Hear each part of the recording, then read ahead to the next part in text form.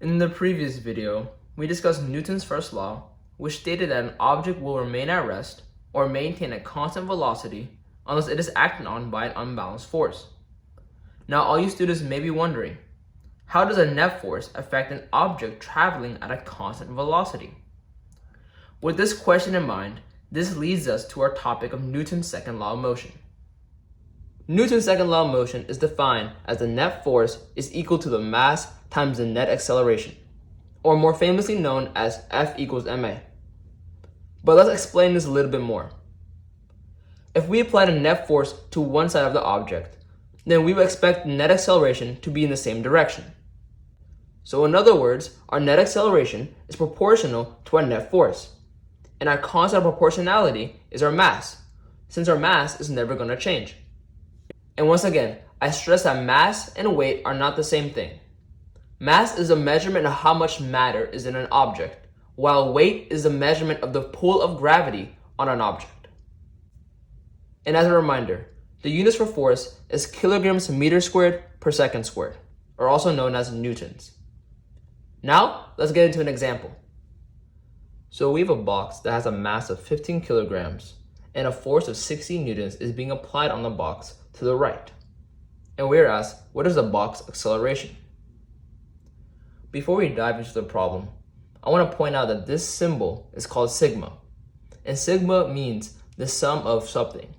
So in the case of our formula, this is saying the sum of all the forces acting on our object is equal to the mass times the acceleration.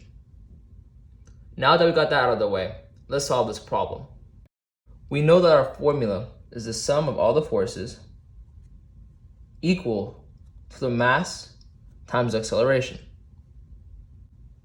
And looking back at our diagram, we know that the total forces acting on our box is a positive 60 newtons. And we have to denote the sign because the force is a vector quantity. So we have that our positive 60 newtons is equal to our mass, which we know is 15 kilograms, times our acceleration.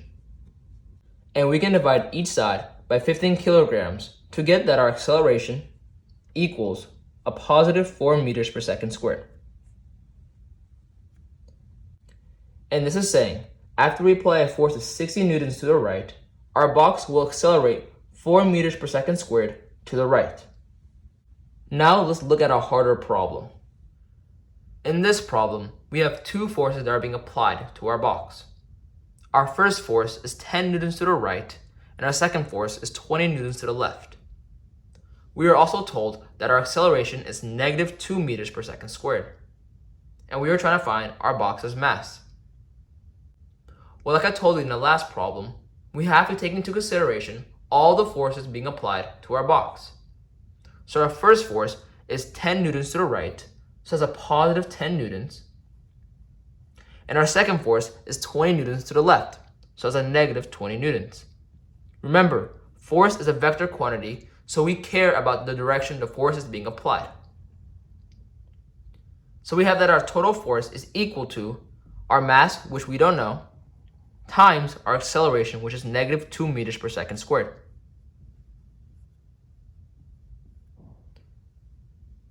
We can simplify this to negative 10 newtons is equal to negative 2 meters per second squared times our mass. And we can divide each side by negative 2 meters per second squared to get that our mass is equal to a positive 5 kilograms. So in recap, Newton's second law of motion states that the net force is equal to the mass times the acceleration, or more famously known as F equals ma.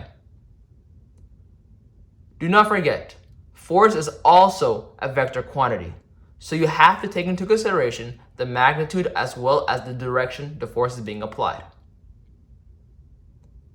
And lastly, the units of force is newtons, or kilograms meters per second squared. Thank you for watching this video and hope to see you next time.